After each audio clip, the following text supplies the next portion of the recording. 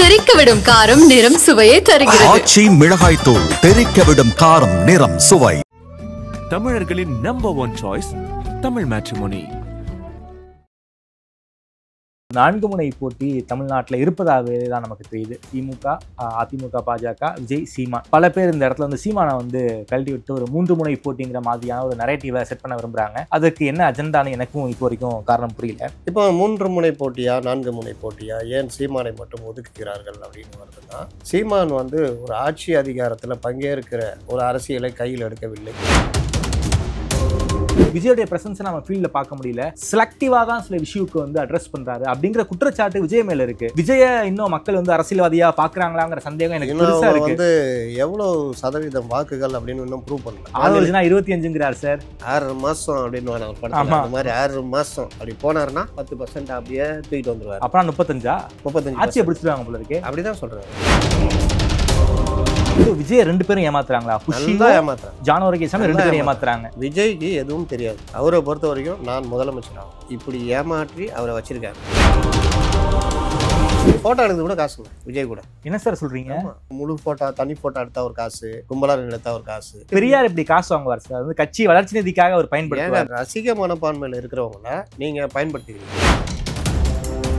இப்போ இவர்கள் சர்வே எடுக்கிறது மத்தெல்லாம் பார்க்கும்பொழுது தாவேகா உடைய பாதிப்பு திமுகவுக்கு பெருசா இருக்கு அப்படின்னு தெரிய வரும். ஓ, திமுக கோர் ஓட் பேங்க்ல விஜய் கை வைக்கிறாரா?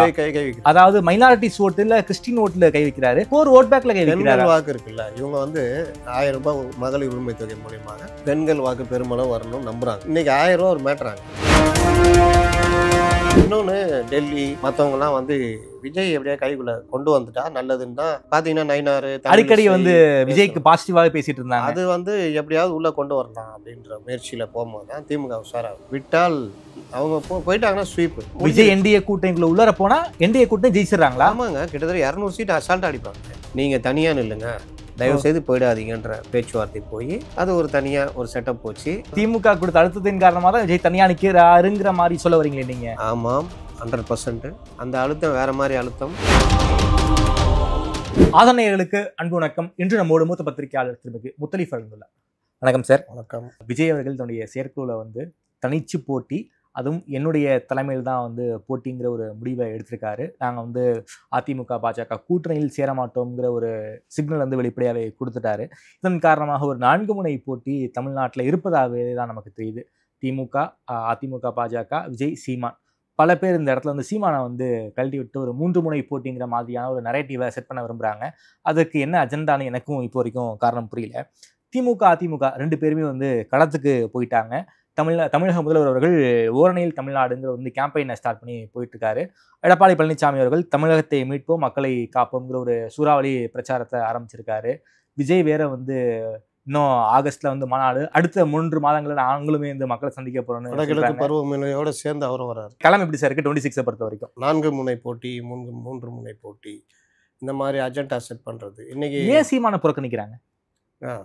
அது பல காரணங்கள் இருக்குது. இன்னைக்கு பார்த்தீங்கன்னா திருமாவளவன் சொல்றாரு 2 முனை போட்டி தான் அப்படின்னு. அவர் விஜயே ஓரம் தள்ளிடுறாரு. ராஜாவை மிஞ்சிய ராஜ விசுவாசி மாதிரி எல்லாம் அப்படியே ஆச்சரியப்படுறோம் திமுக. ஐயோ, என்ன இவர் இந்த மாதிரி பண்றாரு அப்படின்னு. அதே மாதிரி ஒருத்தருக்கு காணா போயிருந்தாரு தமிழக அரசியல் தலைவரில் ஒருத்தர், முத்தரசன். நீங்கள் எங்கேயாவது அவர் அறிக்கையை சமீபத்தில் பார்த்தீங்களா? இல்லை அவரை எங்கேயாவது பார்த்தீங்களா? உடல்நல பிரச்சனையா? மனநல பிரச்சனை. இன்னைக்கு வெளியே வந்திருக்காரு. இன்னைக்கு ரயில் விபத்து நடந்தோன்னா மத்திய அரசுக்கு எதிரானதுன்னு அவர் ஒரு அறிக்கையை கொடுத்துருக்காரு. அதனால் இந்த மாதிரி திமுக கூட்டணியில் மறைந்து வாழ்பவர்கள், ஒளிந்து வாழ்பவர்கள், அவ்வப்போது நிறம் மாறுபவர்கள், திடீர்னு கோவப்பட்டுட்டு மறுபடியும் அப்படியே இறங்கி அப்படியே அதுக்கு நேர் எதிராக பண்ணுறவங்க, இந்த மாதிரி கூத்துக்கள்லாம் பார்க்குறோம். இப்போ 3 முனை போட்டியா 4 முனை போட்டியா, ஏன் சீமானை மட்டும் ஒதுக்குகிறார்கள் அப்படின்னு வருதுன்னா, சீமான் வந்து ஒரு ஆட்சி அதிகாரத்தில் பங்கேற்கிற ஒரு அரசியலை கையில் எடுக்கவில்லை. அது கூட்டணிக்கு போகாமல் இருக்காரு. மிகப்பெரிய பலகீனம் என்னன்னா, அது அவரோட நிலைப்பாடுன்னு வச்சுக்கிட்டாலும், இப்போ என்ன போன்ற நான்லாம் சொல்றதுன்னா 8% வச்சிருக்கீங்க. 2-3% இல்லை 4% தொடுற மாதிரி நிலைமையில இருக்கிற விடுதலை சிறுத்தைகளுக்கு அவ்வளோ ஒரு மரியாதை. திமுக கூட்டணிக்குள்ள ஒரு 5% 6% வைத்திருக்கிற பாமகக்கு அவ்வளோ மரியாதை. 20 சீட்டுக்கு மேலே. அது 2 கட்சிகள் கிட்டேயும் மரியாதை. காங்கிரஸ் 8 to 10 மரியாதையோ மரியாதை.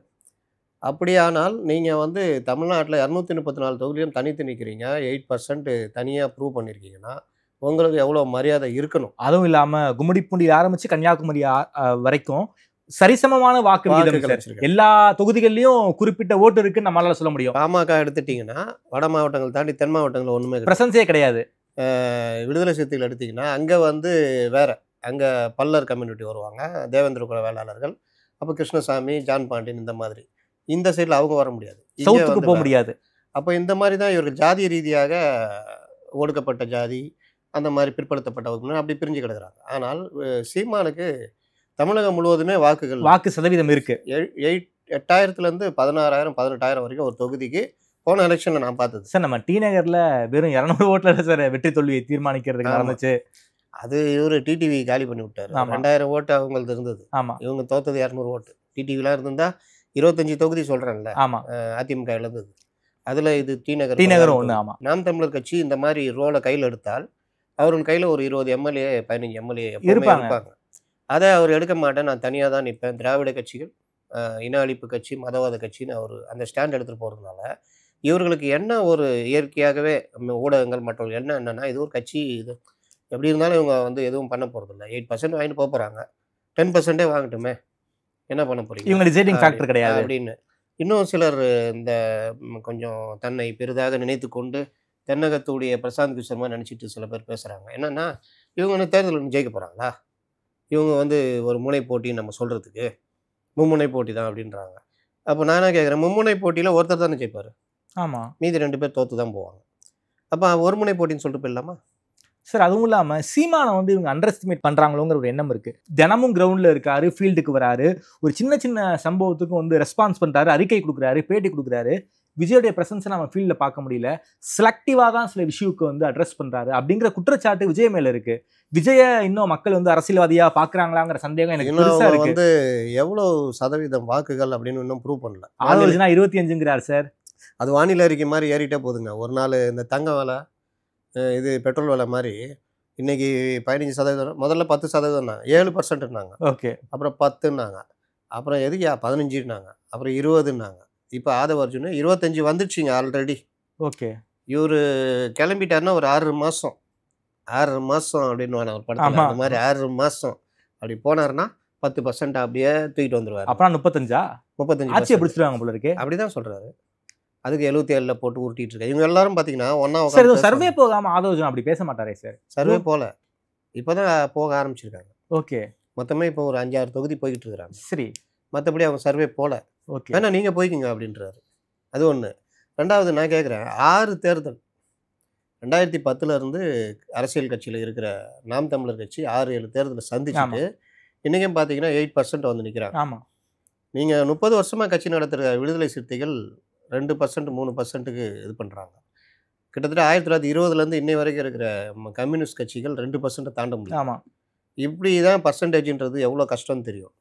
இந்த நடிகர்களுக்கு நீங்கள் பார்த்தீங்கன்னா இப்போ கமல் வந்தவொடனே 4%, விஜயகாந்த் 4%, அப்புறம் அப்படி இப்படி இது பண்ணி, ஆனால் அவர் ஒன்று தான் எனக்கு தெரிஞ்சு கொஞ்சம் கொஞ்சமாக அவர் வந்து ஸ்டாண்டாக நின்று பண்ணவர் 10% வரைக்கும் வந்தார். இவர்களுக்கு வந்து இந்த ஒரு பர்சன்டேஜ் அருமையாக தெரியல. அந்த அருமையை பற்றி விடுதலை சிறுத்தைகளையும் இடதுசாரிகளையும் ஜவாஹர்லா போன்றவர்களையும் கேட்டிங்கன்னா தெரியும் அந்த பர்சன்டேஜ் இப்படி அருமை. ஓகே, என்னமோ இப்படி 6 மாதம் இப்படி போவாராம், இந்தாங்க பர்சன்டேஜ் வச்சிங்கன்னா 10% கொடுத்துருவாங்க. ஓகே, இது எவ்வளோ ஒரு இவர்களுடைய மெச்சூரிட்டி தெரியுதா, இவர்கள் இவ்வளோ தான் அப்படின்னு இந்த அடிப்படையில் தான் இவங்க அணுகுறாங்க. சரி, விஜய் நீங்கள் என்ன ப்ரூவ் பண்ணியிருக்கீங்க? இப்போ மற்ற கட்சிக்கெல்லாம் இப்போ நீங்கள் சொன்னீங்க, சீமான் ஒவ்வொரு விஷயங்களையும் தலை எடுக்கிறார், ஒவ்வொரு விஷயத்தையும் பேசுகிறார், ஒவ்வொரு விஷயத்தில் போராட்டம் நடத்துகிறாரு, கருத்து தெரிவிக்கிறார். அவர் சொல்கிற கருத்தில் நமக்கு விமர்சனம் இருக்கலாம், மறுப்பு இருக்கலாம், ஆனாலும் பேசுகிறாரு, களத்தில் வந்து பேசுகிறாரு. தப்போ ரைட்டோ களத்தில் வந்து பேசுகிறாரு. நீங்கள் எப்போவாவது அதுக்கு இவங்க ஒரு காரணம் சொல்கிறாங்க, அவர் மட்டும் வந்துட்டாருன்னா ஜனங்களுக்கு நான் பாதுகாப்பு என்ன இதுன்னா என்னது, இந்த கும்பகோணம் வந்த மகாமகமா வந்த உடனே ஜனங்க அப்படியே ஏர் ஷோவா, ஜனங்க நெரிசலில் சிக்கி. இல்லை சார், விஜய் ரசிகர்கள்ட்ட நம்மள்கிட்ட பேசும்போது மாநாட்டுக்கு கூட்டத்தை பார்த்தில அப்படிங்கிறாங்க. மற்ற இவ்வளோ பிரச்சனை இருக்கு, ஏன் வந்து உங்கள் தலைவர் வந்து களத்துக்கு வரமாட்டேங்கிறாருன்னு கேட்டால் கூட்டம் வந்துருங்கிறாங்க சார். கூட்டம் வந்தோன்னா அப்படி சொல்கிறாங்க, இப்படி கூட சொல்கிறாங்க. அவர் பார்த்திபன் நீ சொல்கிறாரு, இவர் அருண்ராஜ் சரியாக சொல்ல தெரியலன்னு இவர் எடுத்து கொடுக்குறாரு. தலைவர் வந்தால் கூட்டம் வரும், கூட்டம் வர்றது மேட்டர் இல்லைங்க, அந்த நாங்கள் எங்கள் தலைவரை இது பண்ணுவோம், பொதுமக்களுக்கு யார் பாதுகாப்பு? என்ன 10 தடவை 10 தடவை வந்த அப்புறம் 11ஆவது தடவை யாருங்க விஜய் வந்துருக்கு விஜயா அப்படின்ட்டு போவாங்க.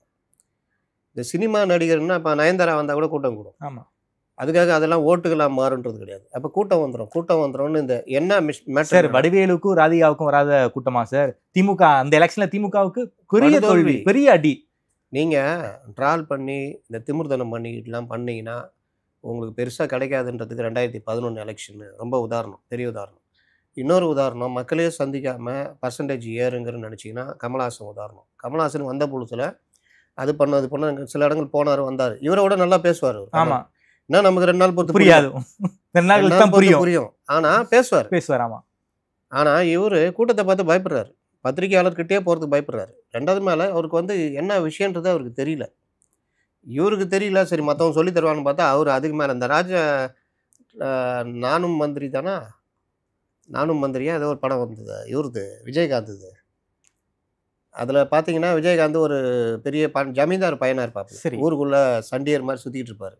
கூட ஒரு 10 பேர் அவருடைய நாலேஜுக்கு ஏற்ற மாதிரியே இருப்பாங்க. ஆமாம் ஆமாம். நானே ராஜா நானே மந்திரி. அதில் ஒரு இன்டர்வியூ, அவங்க அம்மா இப்படி திடீரான ஒரு ஆளை போட்டு இவனை ஏதாவது பண்ணலாம், அவனுக்கு கொஞ்சம் கணக்கு வழக்கு இதெல்லாம் பண்ணலாம் அப்படின்னு இன்டர்வியூ.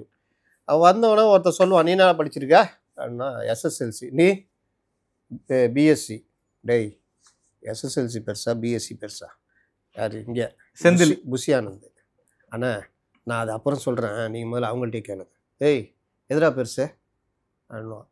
இல்லை இதுதான் BSc. 4 எழுத்து அது 3 எழுத்து பெருசுன்ற.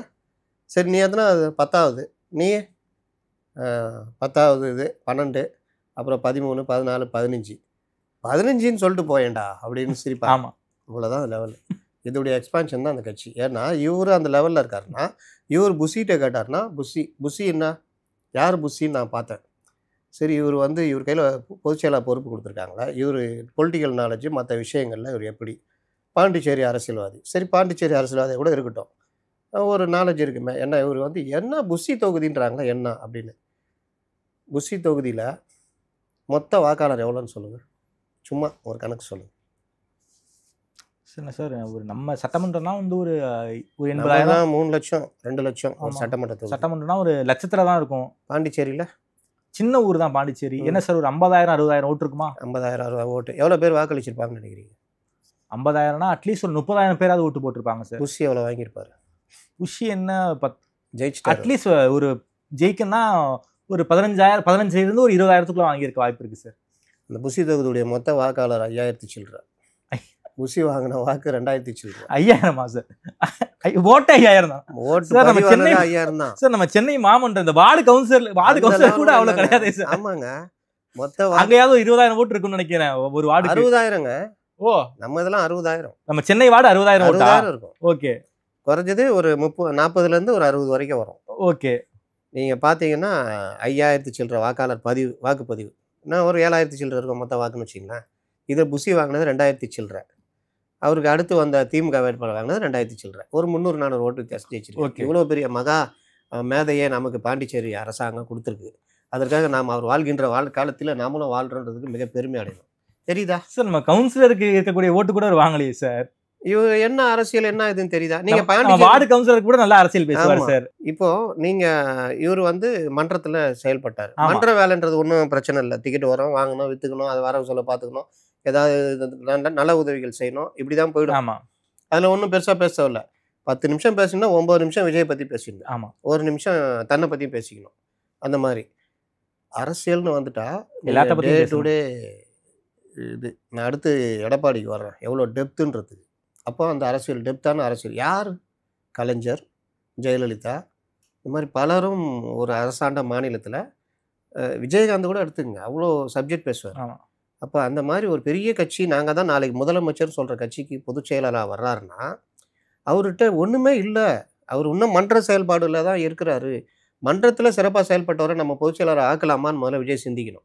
சரி அவர் ஆக்கிட்டோம், அவர் அந்த தகுதிக்கு வந்துட்டாரா? 2 விஷயம். ஒன்று கட்சியுடைய உட்கட்டமைப்பில் அவருடைய ஒர்க்கு, 2 வெளி அரசியல், பொதுவாக அரசியலை அணுகுவதில் அவருடைய அரசியல். இந்த 2துலேயுமே அவர் வந்து வெளியிலிருந்து ஆட்களை உள்ளே கொண்டு வர்றது, அவர்களை பயன்படுத்துறது, நல்ல ஆட்களை தேர்ந்தெடுத்து அவர்களை தலைமை கொண்டு வர்றது, எதையும் பண்ண மாதிரியே தெரியலையே. எதுவுமே நடக்கல. சரி இவருக்கு எதுவுமே இது இல்லை, வரும்பொழுதே நம்ம வந்து ஒரு ஸ்ட்ராட்டஜிஸ்டையும் கூட கொண்டு வருவோன்ட்டு கொண்டு வராங்க. ஜான் ஆரோக்கியசாமியா? அவர் ஒரு எக்ஸ்ட்ரா பர்மிஷன் வாங்கிக்கிறார். என்ன கைகை வர வாங்கின மாதிரி கட்சிக்குள்ள ஆட்களை கொண்டு வரத்துக்கும் சேர்க்கறதுக்கு இதுக்கெல்லாம் எனக்கு நீங்கள் இது கொடுக்கணும், பவர். ஸ்ட்ராட்டஜிஸ்டுக்கான வேலை இது கிடையாது. அதை விஜய் சொல்லணும்ல. இது நீ சொல்கிறது ஸ்ட்ராட்டஜிஸ்ட் வேலையே இல்லையே. ஆள் பிடிச்சி வர வேலையெல்லாம் என் கட்சிக்காரன் பார்த்துப்போம். நாங்கள் பார்த்துக்குறோம் சார். நீ வந்து எங்களை ப்ரொமோட் பண்ணுறதுக்கும் நான் என்ன பண்ணணும், மாவட்டங்களில் என்னென்ன பிரச்சனைகள் இருக்குது, எதை மிஸ் பண்ணுறோம், எதை நம்ம அடிக்கணும், கட்சியை எப்படி கொண்டு போகணும், இந்த ஒர்க்கை நீ பார்த்துக்கோ. ஏற்கனவே அவருக்கு மைக்க மாட்டி இந்த இது மாதிரி மத போதகர் இது மாதிரி அவரை சுத்த விட்டார். இன்னொருத்தர் முதலமைச்சராக இருந்தார் சித்தராமையா, அவரை எதிர்கட்சி தலைவர் ஆகிட்டு வந்தார். ரஜினி அந்த லெவலில் தப்பிச்சிட்டார், கட்சி ஆரம்பிக்கல. இல்லாட்டி ரஜினி இந்த கட்சி தான். அப்போது இந்த மாதிரிலாம் சிறப்பாக பணியாற்றிருக்கேன். எனக்கு வந்து அந்த மாதிரி சிறப்பாக பணியாற்றுவானா ஒழுங்காக பணியாற்றுன்னு சொல்லியிருக்கணும், பண்ணலை. ஒரு பெரும் தொகை கொடுத்து எடுத்துக்கிட்டீங்க, 2 பேரும் கூட்டு சேர்ந்துக்கிட்டாங்க. ஸோ விஜய் 2 பேரும் ஏமாத்துறாங்களா? நல்லா ஏமாத்துறாங்க. ஜான் ஆரோக்கியசாமி 2 பேரும் ஏமாத்துறாங்க. விஜய்க்கு எதுவும் தெரியாது. அவரை பொறுத்த வரைக்கும் நான் முதலமைச்சர் ஆகணும். ஆவனா ஐயோ தலைவரை என்ன நீங்கள் இப்படி கேட்குறீங்க, நீங்கள் இப்படி போனால் ஒரு இது அப்படி வந்தால் ஒரு படத்தில் சொல்லுவான். அந்த இவர் மம்முட்டி நடிச்சிருப்பார் நினைக்கிறேன், ஆர்கே செல்லுமணி எடுத்த படம் ரோஜா. நம்ம கட்சி நிலைப்பாடு எப்படி இருக்குன்னு, தென் மாவட்டங்கள்லாம் கொஞ்சம் ஒரு மாதிரி இருந்தது தலைவரை, நம்ம மேடம் போய் ஒரு ரவுண்டு போயிட்டு வந்தாங்க, எல்லாம் அப்படி தலைகீழ ஆகிடுச்சின்னு. அந்த மாதிரி போயிட்டு வந்தால் எல்லாம் முடிஞ்சிடும் தலைவரை, நீங்கள் வந்தீங்கன்னா போதும் அப்படின்ற மாதிரி இதாகும். அப்போது இதை மாதிரி சொல்லுகிற இப்படி ஏமாற்றி அவரை வச்சுருக்காங்க. அவரை பொறுத்த வரைக்கும் என்னென்னா, நான் என்ன பண்ணணும் தலைவரை, நீங்கள் வர்றீங்க, இந்த இடத்துல குப்பைங்க இருக்குது, அதெல்லாம் பெருக்கி ஒரு பாண்டில் இது பண்ணி கொண்டு போய் குப்பையில் போடுறீங்க, அதனால் ஓகே எல்லாம் ரெடியாக இருக்கும், நான் வந்து பண்ணுறேன்னு பண்ணுவார்.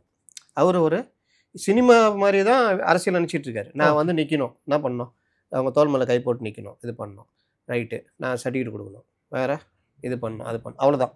அங்கேயும் டைரக்ஷன் தான்.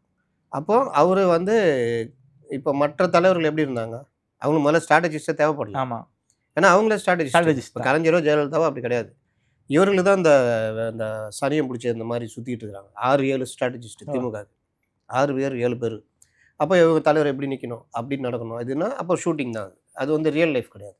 அப்போ இந்த மாதிரி நடக்கும்பொழுது விஜய்க்கு வந்து இவர்கள் என்ன சொல்கிறாங்களோ அதுதான். எது நடந்தாலும் நீங்கள் போய் யாராவது இப்போ ஆதவ அர்ஜுனோ ஏதாவது இப்படி பண்ணலான்னா எது இருந்தாலும் நீங்கள் ஜான் புஷிட்ட கேட்டுவாங்க. இதனால தான் இந்த கட்சி சரி. நீங்கள் எப்படி இருக்கணும், புஷி ஆனந்து இதில் தகுதியான ஆளாக இல்லை, நம்மளுக்கு தான் கொஞ்சம் அரசியல் பிரச்சனை, நம்ம என்றைக்காவது வந்து பேசுகிறோம், முகத்தை காட்டினா போதுன்றீங்க, ரைட்டு, நான் அதை பண்ணிடுறேன். நீங்கள் அந்த ஒர்க்கை பார்த்துக்கணும்ல, மீடியாவுடைய ஃபேஸாக புஷி ஆனந்த் வளர்ந்துருக்கணும், எல்லாத்தையும் பார்த்துக்கணும்ல. அப்போ நீங்கள் வந்து அப்பராண்ட் எடுக்கணும், பேசணும், அரசியல் பேசணும், அது பண்ணணும். இப்போ விஜயகாந்த் கட்சி ஆதவ அர்ஜுனாவட்டையாவது கொடுத்துருந்தா நல்லா பண்ணியிருப்பாரு. ஆதவ அர்ஜுனா பேர் வாங்கிட்டாருன்னா தான் பிரச்சனை, இன்செக்யூரிட்டி. ஓ, ஆதவ அர்ஜுனா இது சூப்பராக பண்ணுவார் சார். நீங்கள் ஏர்போர்ட் போகும்போது ஒரு பேட்டி, வரும்போது ஒரு பேட்டி லைவாக வச்சுருப்பாரு.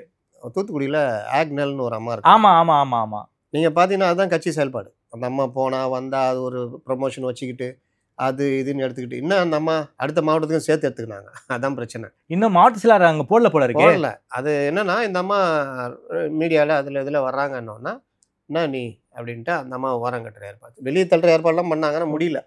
லாஸ்ட்டில் இப்போ சுத்தமாக ஒதுக்கி வச்சுருக்காங்க, அவ்வளோதான். இப்போ அவங்க வந்து இவர் சொல்கிறதெல்லாம் கேட்டு பண்ணால் உண்டு. அப்போ இது என்ன பிரச்சனைனா, ஃபோட்டோ எடுக்கிறது கூட காசுங்க விஜய் கூட. என்ன சார் சொல்கிறீங்க? ஆமாம், முழு ஃபோட்டோ, தனி ஃபோட்டோ எடுத்தால் ஒரு காசு, கும்பலாக எடுத்தால் ஒரு காசு, இப்படி ஒவ்வொரு. பெரியார் இப்படி காசு வாங்குவார் சார், வந்து கட்சி வளர்ச்சி நிதிக்காக அவர் பயன்படுத்துவார். பெரியார் சிந்திச்சாரு, அவர் 4 8 வாங்கி கூட வச்சு இன்னைக்கு அது ஒரு பெரிய ட்ரஸ்டியாக இருக்குது. இன்னைக்கு பலரும் உட்காந்துட்டு திமுக சொம்படிச்சிட்டு இருக்காங்க, அது வேற கதை. ஆனால் இது வந்து அந்த காசு கூட கட்சிக்கோ மற்றதுக்கோ போகாது, அது தனி. அப்போ விஜய் கூட போட்டோ எடுக்கிறதுக்கு தனி வசூல போடுறாங்க. ஆமா, இப்போ இந்த மாதிரி மைனஸ் எல்லாம் வச்சுக்கிட்டு எந்த வித பொலிட்டிக்கல் இதுவும் இல்லாமல் இந்த பாருங்க செயற்குழு நடத்தினாங்க. இவர் தான் அஜித் குமார் போயிட்டு வந்தாரு. அந்த விஷயத்தை எப்படி எடுத்துருக்கணும் கையில? ஆமா, அதை வச்சு அரசியல் பண்ணிருக்கணும். பரந்தூரை வச்சு அரசியல் பண்றாரு. பரந்தூரை கூட கொஞ்ச நேரம் பேசிட்டு நானே முதலமைச்சர் சந்திக்க ஆட்களை கூட்டு வாண்டுருவாரு. முதலமைச்சர் என்ன பண்ண போறாங்க, வாங்கப்பா கூட்டு வாங்க, தம்பி கூட்டுவாங்க, பேசிக்கலாம். ரைட்டு, பேசிட்டீங்களா, கொடுத்துட்டீங்களா, ரைட் பார்க்கலாம், போயிட்டு வாங்க, அவ்வளோதான். போராட்டம் அறிவிப்பேன், அங்கே மக்களோடு நின்று போராடுவோன்னா பயம் வரும், சரி எதாவது பண்ணுறதுன்ற போகிறாங்க அப்படின்னு. அப்போது இவர்கள் எந்த நேரத்தில் எந்த அரசியல் பண்ணணும்னு கூட தெரியல. ஓகே. ரெண்டாவது அது ஒரு தீர்மானம் தெரியுமா உனக்கு, அது வந்து ஆதவ அர்ஜுனா தீர்மானமாக படித்தார், என்ன கவனித்தாய் அப்படிலாம் கீழே ட்விட்டரில் Commentல போட்டால் கமெண்ட் வருது. அதை வச்சு என்ன தீர்மானம் படித்தார்? இந்த வழக்கை ஏன் சிபிஐ கொடுத்தீங்க? ஆமா போலீஸை அவமானப்படுத்துது. இதுதான் அந்த கண்டென்ட்டை தவிர அந்த அஜித்குமார் மரணத்தை என்ன, லாக்அப் டெத் என்ன, 24 மரணங்கள் என்ன, போலீஸுடைய அடக்குமுறை என்ன, இதுக்கு மறைக்கிறதுக்கு என்ன பண்ணாங்க, இந்த மாதிரி விஷயங்கள்லாம் பேசுறது தான் அந்த தீர்மானத்தில் இருக்கணும் இல்லையே. இல்லை. அப்போ இவர்களுக்கு எது அரசியல் பண்ணணும்னு தெரியல. இல்லைன்னா திமுக பார்த்து பயப்படுறாங்க, இல்லைன்னா திமுகவோட ஏதோ ஒரு வகையில் ஒரு சமரசம். இது போக போக இவங்க பிரச்சாரத்தில் தெரியும். Okay sir. அதே போல நம்ம எதிர்க்கட்சி தலைவரும் வந்து தமிழகத்தை மீட்போம் மக்களை காப்போம்ங்கிற ஒரு மிகப்பெரிய சூறாவளி பிரச்சாரம், தமிழக முதல்வரும் ஓரணையில் தமிழ்நாடுக்கு ஒரு கேம்பெயினை வந்து ரன் பண்ணி போயிட்டு இருக்காங்க. என்ன சார் ஸ்ட்ராட்டஜி? இன்னும் எலெக்ஷனுக்கு 10 மாசம் இருக்கு. அதுக்கு முன்னாடி வந்து இருப்பிரு ஆளுமைகளும் களத்துக்கு வந்துட்டாங்க போல இருக்கு. இது நம்ம ஊடகத்தை வச்சே நான் ஒரு உதாரணம் சொல்கிறேன். நாங்கள் ஏதாவது ப்ரெஸ் மீட்டுக்கு போனால் ப்ரெஸ் மீட் கொடுக்குறவர் வருவார். இப்போ விஜயே வராரு வச்சு. ஆமா நாங்கள் என்ன சொல்லுவோம், எங்கள் கேமராமேன்ட்டெல்லாம் சொல்லுவோம், ஏம்பா எல்லாம் இங்கேயே நில்லுங்க, இப்படியே நில்லுங்க, இங்கேருந்தே எடுங்க, இங்கேருந்தே ஜூம் பண்ணாலும் ஜூம் ஆக தான் செய்யும். அங்கே நாங்கள் வந்து கிட்ட போய் கேள்வி கேட்குறோம், மைக்கு இருக்கும், மைக் போடணும், நீ இங்கேயே இரு, எதுவும் பண்ணாத, அப்போ தான் கேள்வி கேட்க முடியும். வந்த உடனே ஒருத்தன் ஓடுவான். உடனே இவங்களாம் சும்மா இருப்பாங்களா? இவங்களும் தூக்கிட்டு ஓடுவாங்க. அப்புறம் போய் மூஞ்சிக்கிட்ட கேமரா வச்சு இடிச்சுக்கிட்டு ரிப்போர்ட்டரும் கேள்வி கேட்க முடியாமல் அவங்க டேய் கலைஞர் கீழே இருக்கடான்னு கலைஞர் ஒரு தடவை பேட்டி கொடுக்கும்போது, டேய் கலைஞர் கீழே இருக்கடா கேமரா, அவர் பார்க்குறாரு, என்னடா வாடா போடான்னு பேசுறாங்க. என்னன்னா கலைஞர் டிவியே இந்த கேமராமேன் அந்த கலைஞர் டிவி கேமராமேனை திட்டுறான். ஆமா. அப்போ இந்த மாதிரி நடக்கிறதுலாம் நீங்கள் அப்போ ஒருத்தர் ஆரம்பிச்சுட்டா இன்னொருத்தர் என்ன பண்ணுவார்? ஒன்றும் பண்ண முடியாது. சேம் இதே தான். இப்போ இது வந்து தேர்தல் ஜுரம் பற்றிக்கிச்சு. இப்போ எடப்பாடி ஆரம்பிக்கிறாருன்னா இப்போ இவரும் ஒரு அணியில் இணைவோம்னு. என்ன பிரச்சனை இவங்களுக்கு என்னன்னா, நீங்கள் திமுக எடுக்கிற சர்வே மற்ற விஷயம் வெளியே வந்து பில்டிங் ஸ்ட்ராங்கு பேஸ்மெண்ட் வீக்கு தான், வெளியில் அப்படி பத்திரிகையாளர் அது இதுன்னு வச்சுட்டு பண்ணிட்டு இருக்கிறாங்க. ஆனால் பெருசாக எடுபடலைன்றது தான். நீங்கள் அவர்கள் வந்து சாதனையை சொல்லி எந்த ஓட்டும் கேட்க முடியல. நீங்கள் ஒருத்தர் எப்பவுமே எழுதி கொடுத்தா கேள்வி கேட்பாங்க, ஒருத்தர் மட்டும் துடுக்குன்னு கேட்டாப்புல உங்கள் ஆட்சியின் சாதனைகளை சொல்லுங்கன்னு. இல்லை ஒருவேளை அந்த கேள்வியே இருந்திருக்கும்.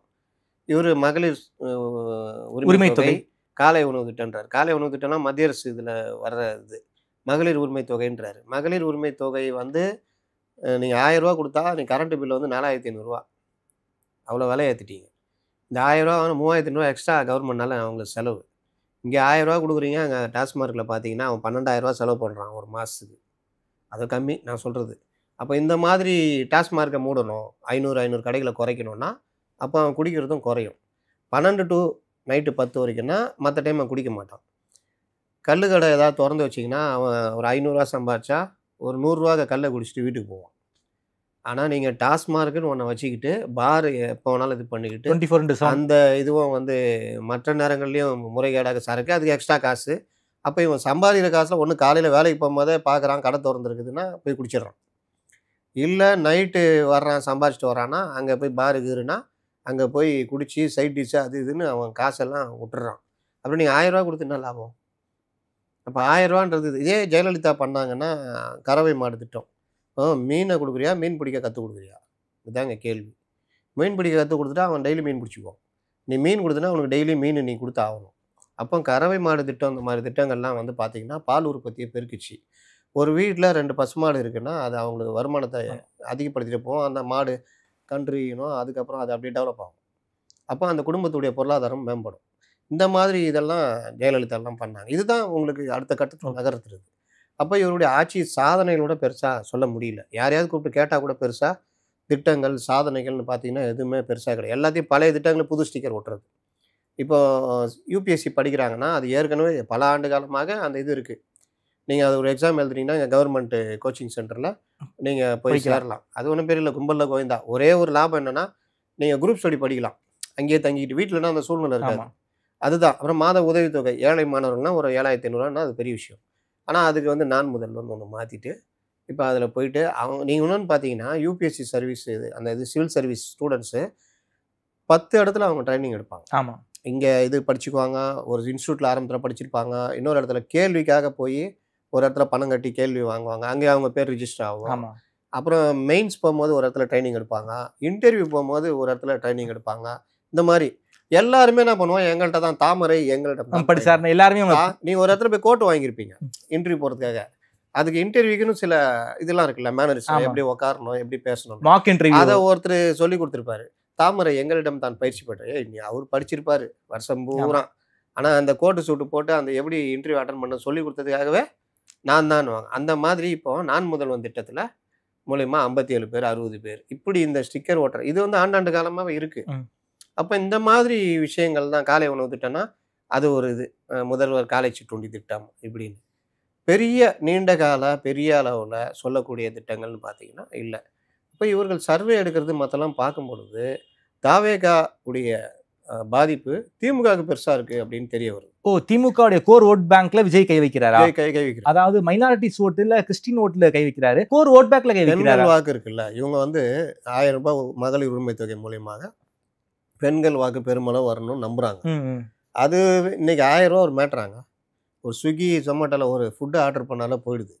நீ என்னதான் சரி கிராமத்தில் 1000 ரூபா ஒரு பெரிய விஷயம் அப்படின்னா அது வந்து அவர்கள் இப்போ ஏற்கனவே இப்போ விதவை பென்ஷனு முதியோர் பென்ஷன் இந்த மாதிரி விஷயங்கள் 1000 1500 மாதிரி தான் இருக்குது. அப்போ அந்த 1000 ரூபான்றது இதை வச்சு இந்த கவர்மெண்ட்டை நம்ம தேர்ந்தெடுக்கணுன்ற மாதிரி நாளைக்கு எடப்பாடி வந்து நான் 2500 ரூபா கொடுக்குறேன்னா அப்போ மாறும். அதனால இது வந்து பெரிய அளவில் மகளிர் வாக்குகளை வாங்கி தரும் அப்படின்னா குடும்ப வன்முறை டாஸ்மார்க் இதில் வந்து மகளிர்கள் கோபமாக இருக்காங்கல்ல, மாதம் மாதம் கட்டுக்கிற மின் கட்டணம் விலைவாசி உயர்வில் எவ்வளோ கோபமாக இருப்பாங்க. இப்போ இந்த இதெல்லாம் வந்து கரெக்டாக விஜய் பேசுகிறாரோ இல்லையோ விஜய்க்கு போடணும் அப்படின்ற ஒரு மனப்பான்மையில் பெண்கள் வாக்குகள் ட்ரான்ஸ்ஃபர் ஆகுது. இங்கே வந்து இவர்கள் நினைக்கிற வாக்குகள் ட்ரான்ஸ்ஃபர் ஆகும். ஓகே, பட்டியலின இளைஞர்களுடைய வாக்குகள் பெரும்பாலும் வீசிக்காத மாதிரிலாம் வச்சுருந்தாங்க, இதெல்லாம் பெரும்பாலும் அங்கே ட்ரான்ஸ்ஃபர் ஆகும். ஓகே, அப்போ இந்த மாதிரி வரும்பொழுது அடி நமக்கு தான் உழப்போகுது அப்படின்றப்ப தான் விஜய்கிட்ட கொஞ்சம் இவர்களுக்கு பயம் வருது. ஓகே, இந்த நேரத்தில் தான் விஜய் என்டிஏக்குள்ளே போகலாம் அப்படின்ற ஒரு கருத்து வந்துக்கிட்டே இருக்கு. இவர்கள் என்டிஏ இல்லாத அதிமுக இருந்தால் சேர தயார்ன்ற ஒரு மனநிலைக்கு வந்துட்டாங்க. முதல்ல என்னமோ 217 அதெல்லாம் உருட்டினாங்க. யதார்த்தம் புரிஞ்ச பிறகு சரி ஒருவேளை வெளியிலே வந்தாங்கன்னா ஒரு 60-70 சீட்டு கொடுத்தா கூட நம்ம கேட்டு நின்றுக்கலாம் அதிமுக தலைமைன்ற மைண்ட் செட்டுக்கு விஜய் இருந்தாரா? விஜய்லாம் ஒன்றுமே கிடையாதுங்க. நான் சொன்னேன்ல, நான் அவனை என்ன பண்ண போறீங்க தலைவரை, நீங்கள் முதலமைச்சராவது 2031, இப்போ நம்ம அதிமுக கூட சேரலாம் அதை முடிவு. அப்படியா சரி ரைட்டு, கரெக்டாக இருக்கா ரைட் பண்ணுங்க அப்படி அந்த மாதிரி மைண்ட் செட் தான் விஜய். அவர் ஒன்றும் இந்த அரசியலை கரைச்சி குடிச்சு அவர் அப்படின்னா நீங்கள் ஜான்லாம் கூட இருக்க முடியாது, புஷி கூட இருக்க முடியாது. அவரை பொறுத்த வரைக்கும் வானா வரோம் போனால் போகிறோம் அவ்வளோதான்.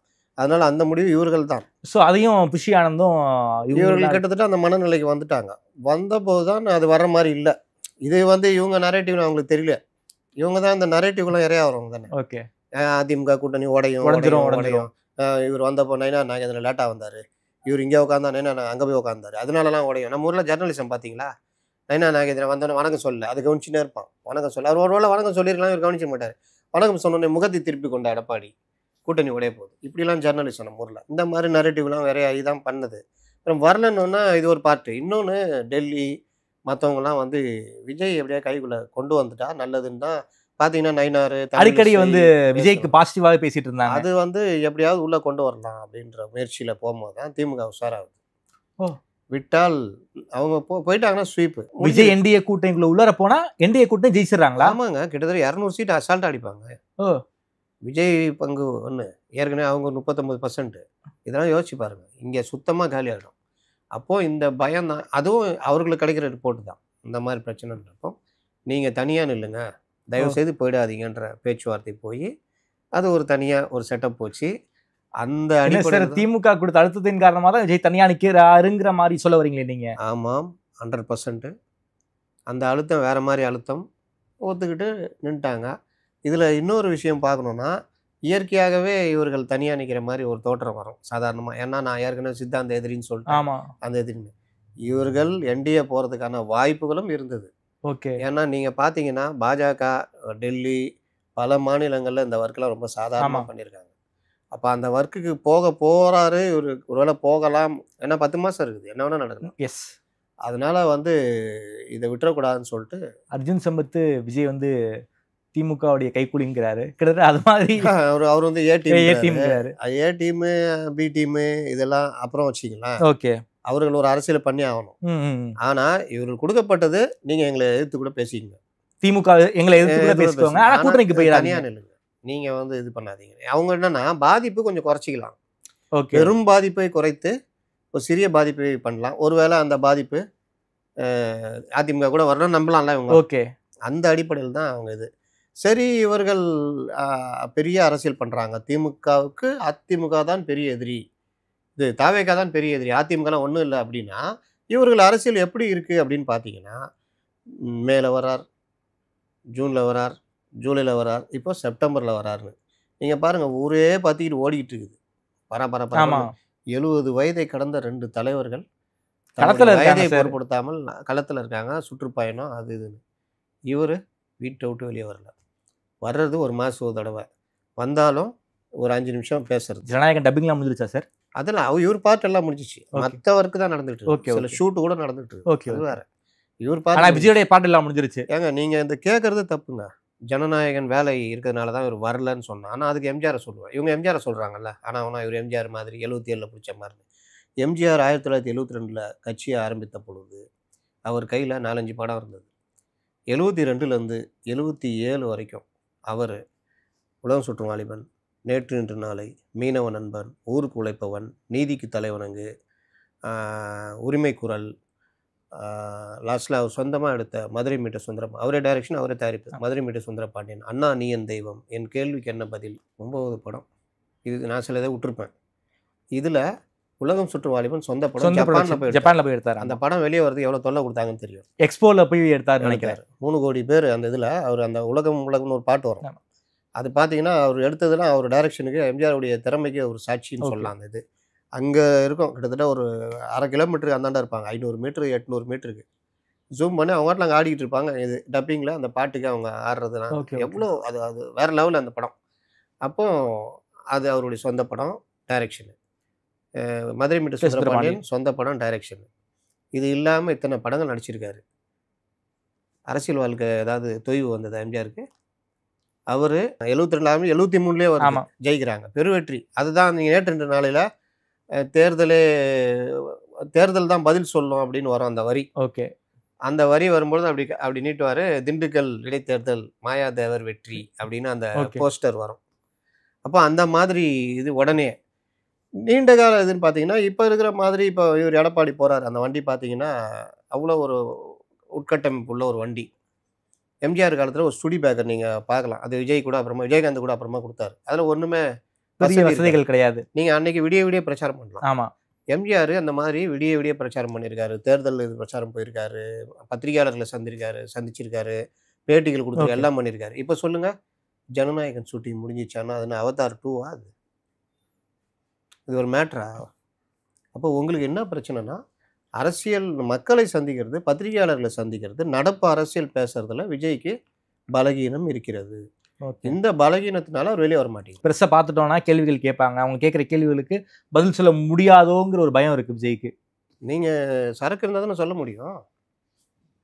சார், நீங்கள் மேகதாட்டு அணை பற்றி என்ன நினைக்கிறீங்கன்னா, மேகதாட்டு அணை பற்றி தெரியணும். மேகதாட்டு அணை முதல்ல எங்கே இருக்குது, அது என்னென்ன பிரச்சனையை சந்திக்குது, உச்சநீதிமன்றம் ஆர்டர் என்ன இருக்குது, இல்லாட்டி உழப்பு ஓட்டுறது மாதிரி மேகதாட்டு அணை என்பது அதை நாங்கள் ஏற்றுக்கொள்ள மாட்டோம். ஒரு தடவை சட்டசபையில் அணைக்கட்டு தொகுதி எம்எல்ஏ கேட்குறாரு, எங்கள் அணைக்கட்டு தொகுதி எம்எல்ஏன்னு. அப்போது இவர் பொதுப்பணித்துறை அமைச்சராக ராமலிங்கம்னு ஒருத்தர் இருந்தார். ஓகே. ஜெயலலிதா இதில் கொஞ்ச நாள் தான் இருந்தார். நான் சட்டசபையில் இருக்கிறேன். அவர் இருந்துச்சு, நான் அணைக்கட்டு தொகுதி சார்பாக பேசுகிறேன். அணைக்கட்டு தொகுதி நந்தகுமார் கேட்குறாரா? இல்லை வேற யாரோ ஒரு எம்எல்ஏ, அணைக்கட்டு தொகுதி எம்எல்ஏ. ஓகே. பாமகவோ ஏதோ நினைக்கிறேன். இவர் எந்திரிச்சு அணைக்கட்டு தொகுதியில் உள்ள அணை பிரச்சனையை நாங்கள் வந்து பார்த்துக்குறோம் அப்படி இப்படின்ட்டாப்புல. ஜெயலலிதா அப்படியே சிரிக்கிறாங்க. எங்களெல்லாம் சிரிப்பு. அப்புறமா தான் அவருக்கு தெரியுது, ஓ அணைக்கட்டு தொகுதின்றது அணை பிரச்சனை கிடையாது அப்படின்ட்டு. அந்த மாதிரி இந்த அவர் உழப்ப ஓட்டிட்டாருன்னு வச்சிங்களேன். அந்த மாதிரி தெரிஞ்சிருக்கணும். அவர் ரொம்ப நாள் ஓட்ட முடியாது. இன்னொன்று, இந்த பெண் டீமு மற்றவங்களாம் இருக்காங்க. விஜய் பத்திரிகை சந்திக்கிறாருன்னா என்ன அடிக்கணும், என்ன கேள்வியை கொடுக்கணும், இது பண்ணணும். அதில் ஏதாவது மிஸ் ஆகிடுச்சுன்னா எப்படி ட்ராவல் பண்ணணும்னு தெரியணும். இந்த பயம்லாம் தான் காரணம் நம்ம வெளியே வரக்கூடாதுன்னு. நீங்கள் அரசியல் வரணும் 21க்கு முன்னாடி முடிவு பண்ணிட்டார். ஓகே. அப்போ அப்போத்துலேருந்து நீங்கள் டெய்லி பேப்பர் படிக்கிறது, மற்ற விஷயங்கள் பார்க்குறது, மற்றவோட பேசுறது, ஒரு 10 பத்திரிகையாளர்களை செலக்ட் பண்ணி வச்சுட்டு பேசுறதுன்னா இந்த பிரச்சனை என்ன சார், இந்த பிரச்சனை இப்படி சார், இப்படி சார், அப்படி. கலைஞரும் சரி, எல்லாருமே நாங்கள் சுயம்புவாங்க. அறிவுன்றது ஒருத்தர்கிட்ட ட்ரான்ஸ்ஃபர் பண்ணப்படுறது தான். ஒரு தகவலோ மற்ற இதுவோ அதை நீங்கள் கிராஸ் செக் பண்ணிக்கணும். அவ்வளோதான் உங்கள் நாலேஜ். ப்ளஸ் நீங்கள் சர்ச் பண்ணி தெரிஞ்சுக்கணும். இவ்வளோதானே. அப்போ இந்த விவகாரத்தில் நீங்கள் பயிற்சி ஒன்று தான் கொண்டு வரோம். விஜயகாந்த் எப்படி வந்தார்? சினிமாவில் தான் நடிச்சிருந்தார். ஆனால் அவர் அரசியல் பேசும்பொழுது உங்களுக்கு எதாவது மிஸ் ஆச்சா? இவங்க ட்ரால் பண்ணாங்க. அவரை ப்ரொவோக் பண்ணால் அவர் கோவப்படுவார்ன்றதை மட்டும் கண்டுபிடிச்சிக்கிட்டு அவரை ப்ரொவோக் பண்ணுற வேலையை தொடர்ச்சியாக ட்ரோல் பண்ணுற வேலையை அதுக்கு பிறகு அவருடைய உடல்நிலை இதெல்லாம் வரும்பொழுது அவர் இன்னும் கொஞ்சம் இதாகிட்டார். அதை வந்து இவங்க ரொம்ப கேவலமாக பண்ணி அதில் ஒரு அரசியல் செஞ்சாங்க. மற்றபடி நீங்கள் விஜயகாந்தோடைய ஸ்பீச், பழைய ஸ்பீச்லாம் பார்த்தீங்கன்னா பெஜாராயிடுவீங்க. ஒரு காலம் வரும் என் காலம் வரும்னு ஒரு இது பேசியிருப்பாரு. வரலாற்று சிறப்புமிக்க ஸ்பீச். விஜயகாந்தோடைய ஸ்பீச் அப்படியே நெருப்பு பொறிப்பாக இருக்கும். எல்லாருமே வந்து அரசியல் தெரிஞ்சு தான் அரசியலுக்கு வந்திருக்காங்க. ஒன்றுமே தெரியாமல் நம்ம வந்து அரசியலுக்கு வரணும்னு நினச்சி வந்த ஒரே ஆள் விஜய் மட்டும்தான். சரி, நீங்கள் வந்து தப்பு இல்லை, உங்கள் ஃபேமு ஏதோ நல்லதுன்னு நினைக்கிறீங்க, வர்றீங்கன்னா நான் அதை உண்மையிலே வரவேற்கிறோம். ஆனால் உங்கள் கூட அதுக்கு அடுத்த ஸ்டைலில் இப்போ விஜயகாந்த் வந்தாருன்னா பண்ருட்டி ராமச்சந்திரன் கூட இருந்தார். ஆமாம், அவர் வந்து சட்டசபையிலேருந்து பல விஷயங்களை அது பண்ணார். இன்னும் பல தலைவர்கள் இருந்தாங்க கூட, வெளியிலேருந்து வந்தவங்கலாம் சேர்த்துக்கிட்டாரு. அதெல்லாம் இருந்தது. நீங்கள் ஒரு நான் சொன்னேன் 2000 சில்லற ஓட்டு வாங்கின ஒருத்தரை மன்ற செயல்பாடுகளில் சிறப்பாக செயல்பட்டார். அதில் 10 நிமிஷத்தில் 8 நிமிஷம் உங்களை பற்றி தான் புகழ்ந்து பேசுவார்னா அவரை மட்டும் வச்சுக்கிட்டு அரசியல் நடத்தலாம் நினைச்சேன். இதுதான் பிரச்சனை. ஸோ விஜய் 2 பேர் புஷி ஆனந்தும் சரி, அதே போல் ஜானகி சாமியும் ஏமாத்துறாங்க, மிளகா அரைக்கிறாங்க. அப்போ இவர்கள் என்ன இது பண்ணுறாங்க? இப்போ டிஎம்கே ஏடிஎம்கேனா இவர் வந்து நம்ம அப்படியே கொஞ்சம் ட்ராக் மாறிட்டோம்.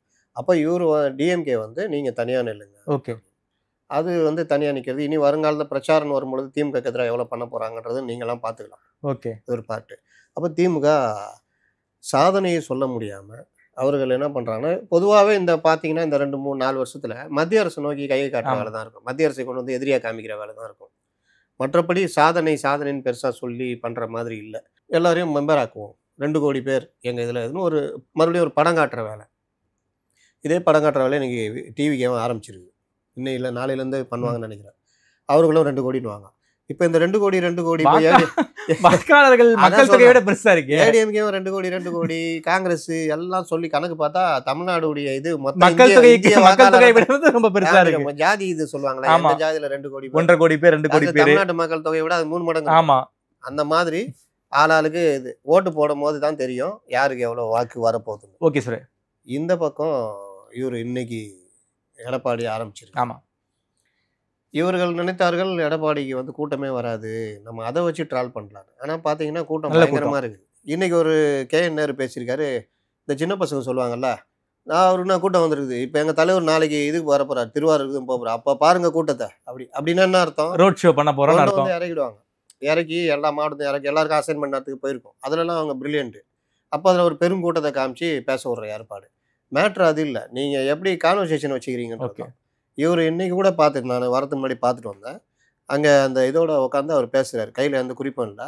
அந்த சிறு குறு விவசாயிகள், இந்த பருத்தி இது எல்லாத்தை பற்றி பேசுகிறாரு, விரிவாக பேசுகிறாரு. பருத்தி காலையில் சூரிய ஒளிக்கு முன்னாடி பஞ்சு பிரித்தா எவ்வளோ இது, மதியானம் வெயில் வந்தோம்னு பிரிக்க முடியாதுன்றது உட்பட ரொம்ப நுணுக்கமாலாம் பல விஷயங்கள் பேசுகிறாரு. ஏர்போர்ட்டுக்கு நிலம் எடுத்தது விவகாரத்தில் என்ன நடந்ததுன்ற உட்பட அழகாக பேசுகிறார். பல விஷயங்கள் அவர் மின்சார கட்டணம் பற்றி பேசுகிறாரு. இப்படி இந்த கான்வர்சேஷன் இருக்குல்ல, ஓகே, இது வந்து போக போக பேச ஜனங்களுக்கு ஞாபகப்படுத்துறது. ஓகே, அப்போ கோபம் வரும். இந்த கோபத்தை கிளப்பி, இதுதான் அரசியல். ஓகே, இப்போ இந்த சுற்றுப்பயணம் முடிச்சுட்டு ஒரு ரவுண்ட் முடிச்சுட்டு வரும்பொழுது நீங்கள் ஓரளவுக்கு ஒரு ரீச் ஆகிட்டு இருக்கும். இவர் செப்டம்பரில் தான் நான் ஆரம்பிப்பேன் அப்படின்னா எந்த பயிற்சியும் இல்லை. இப்போ விஜய் வந்து பல இது சந்திச்சிருக்காரு. செப்டம்பர்லேருந்து ஆரம்பிக்க போகிறாருப்பா, நீங்கள் வேணால் முன்னாடி ஓடுங்கயா, எனக்கு பிரச்சனை இல்லை, நான் செப்டம்பர்னா பிரச்சனை இல்லை. விஜய் இது வரைக்கும் மக்கள் சந்திப்பு பரந்தூரில் போனப்போ கூட ஒரு எழுதி வச்சதை ஒரு 10 நிமிஷம் பரந்தூரை பற்றி மட்டும் பேசிட்டு வந்தார். பரந்தூரில் போனால் நம்ம என்ன எதிர்பார்த்தோம், 1/2 மணி நேரம் அடிச்சு செதற விட போறாரா. ஃபர்ஸ்ட் மாநாட்டில் எப்படி பேசினாரோ அந்த மாதிரி அப்படி பேசுவார் நாம எதிர்பார்த்தோம். பரந்தூரை பற்றி மட்டும் பரந்தூரில் போய் பரந்தூரை பற்றி 10 நிமிஷம் பேசுறதுக்கு எதுக்கு போகணும்? அப்போ இந்த மாதிரி பல பலகீனங்கள் அவர்கிட்ட இருக்குது. இன்னும் நம்ம மனப்பாடம் பண்ணி பேசுகிற ஒரு நிலைமை, இல்லாட்டி பேப்பர் பார்த்து படிக்கணும். அப்போ இது என்ன, இப்போ ஜெயலலிதாவும் எழுதி வச்சு தான் படிப்பாங்க. ஆமாம், ஆனால் பேசுகிறவுடைய அந்த இது இருக்கும், நம்ம பேசுகிற உரையாற்றுறது ஒரு ஃபீல் கிடைக்கும். ஸ்டாலினும் ப்ராம்ப்ட் எழுத்துலாம் பார்த்தா படிக்கிறார், ஆனால் பேசுகிற ஒரு இதை கொண்டு வராங்க. இப்போ நீங்களும் அந்த இவர்கள் எடுக்கிற இது இருக்குல்ல அரசியல், அந்த அரசியல் விஜய் ரைட்டு படிக்கிறதுக்கோ பேசுறதுக்கு காரணம் இவருடைய தீர்மானம் இதெல்லாம் பார்த்தீங்கன்னா கூட டிஎம்கே உடைய ரிப்ளிகாவாக தான் இருக்குது. ஓகே, அவர்கள் என்ன பண்ணுறாங்களோ அதை இவங்க பண்ணிக்கிட்டு இருக்கிறாங்க. இப்போ நாளைக்கு பேச்சு இதுனா டிஎம்கே எப்படி எதிர்ப்பீங்க? டிஎம்கே ரிப்ளிகாவாக இருந்துக்கிட்டு தீர்மானம் பார்த்தீங்கன்னா நீட்டு மற்றெல்லாம் மத்திய அரசு இது பண்ணுறவர் தான் இருக்குது தவிர மாநில அரசுக்கு எதிரான இந்த செயற்குள்ள தீர்மானங்கள்னு பார்த்தீங்கன்னா இல்லை. இப்போ நாளைக்கே ஏதாவது நீங்கள் கொண்டு வருவீங்கன்னு பார்த்தா அதுலேயும் வந்து பலகீனம் ஓகே இருக்குன்றது. என்னுடைய கடைசி கேள்வி சார், இந்த அஜித்குமார் கேஸ் பொறுத்த வரைக்கும் பாலுங்கிறது ஹைகோர்ட் கிட்ட இருக்கு. என்ன சார் லேட்டஸ்ட் அப்டேட்? இன்னைக்கு அந்த வழக்கு மீண்டும் விசாரணைக்கு வந்தது. அஜித்குமார் விவகாரத்தில் நீங்கள் பார்த்தீங்கன்னா தமிழக அரசு இதுவரைக்கும் சந்திக்காத ஒரு பெரிய இக்கட்டான ஒரு நெருக்கடியை சந்திச்சுது. முதல்வரே வந்து சாரிம்மா மன்னிப்புலாம் கேட்டாரு. போச்சு. அதில் வந்து 5 லட்சம் இழப்பீடு, 3 சென்ட் நிலம் ஃபேமிலிக்கு, அரசு வேலை ஆவின்ல அப்படின்லாம் இது பண்ணாங்க. இன்றைக்கி அதில் பல சாயங்கள் வெளுத்து போச்சு. இன்றைக்கி நீதிமன்றத்தில் இந்த வழக்கு வரும்பொழுது ஏற்கனவே நீதிமன்றம் சில கேள்விகளை வச்சுருந்தது. சிடிஆர் ரெக்கார்டு வேணும், ப்ளஸ்ஸு எந்தெந்த அதிகாரிகள் மேலதிகாரி சம்மந்த நடவடிக்கை என்னென்னு வேணும், ப்ளஸ்ஸு இந்த வழக்கு சம்மந்தமாக மேஜிஸ்ட்ரேட்டு விசாரணை அந்த அறிக்கை தாக்கல் பண்ணணும். மேஜிஸ்ட்ரேட் விசாரணை அறிக்கையை தாக்கல் பண்ணதில் ஏகப்பட்ட சாட்சியங்கள் 10 பக்கம் 15 பக்கம் ஒவ்வொரு சாட்சியங்களும் கொடுத்தது. அந்த எல்லாத்தையும் இதில் நடுவில் சாட்சிகளுக்கு பாதுகாப்பு வேணும். ஆமாம். இந்த சாட்சிகள் எல்லாத்தையும் நீதிபதிகள் படிச்சுட்டு இதில் குற்றம் நடந்திருக்கிறது அப்படின்றதுக்கு பூர்வாங்க இது இருக்குதுன்னு சொல்லிட்டு அவங்க ஜட்ஜ்மெண்ட்டில் உறுதிப்படுத்திட்டாங்க. சிபிஐ விசாரணை ஏன் வேணும் வேணான்னு ஒரு 2 இது போச்சு. தாவேகா கூட செயற்குழு இதை போட்டிருந்தாங்க. இப்போ சிபிஐ விசாரணைனா சாத்தான்குளத்தில் பார்த்தீங்கன்னா நீண்ட காலம் ஆச்சு. இது ஜட்ஜ்மெண்ட் வரல அப்படின்றப்போ இதுவும் அந்த மாதிரி ஆகிடக்கூடாதுன்றப்போ நீதிமன்றம் அதை ஏற்றுக்கொண்டு 1 மாதத்தில் சார்ஜ் ஷீட் ஃபைல் பண்ணும். சிபிஐக்கு உத்தரவு போட்டிருக்காங்க. சிபிஐ அதிகாரிகள் யார் அப்படின்னு எனக்கு ஒரு 2-3 நாளில் சொல்லணும். லிஸ்ட்டை கொடுக்கணும், நியமிச்சு லிஸ்ட். இன்வெஸ்டிகேஷன் ஆஃபீஸர் யாரும் வரைக்கும் போட்டுடணும். ஏற்கனவே விசாரணை கிட்டத்தட்ட நடந்து முடிஞ்சிருக்குது. அவருடைய விசாரணை மேஜிஸ்ட்ரேட் விசாரணை அப்படியே கன்வெர்ட் பண்ணுறாங்க.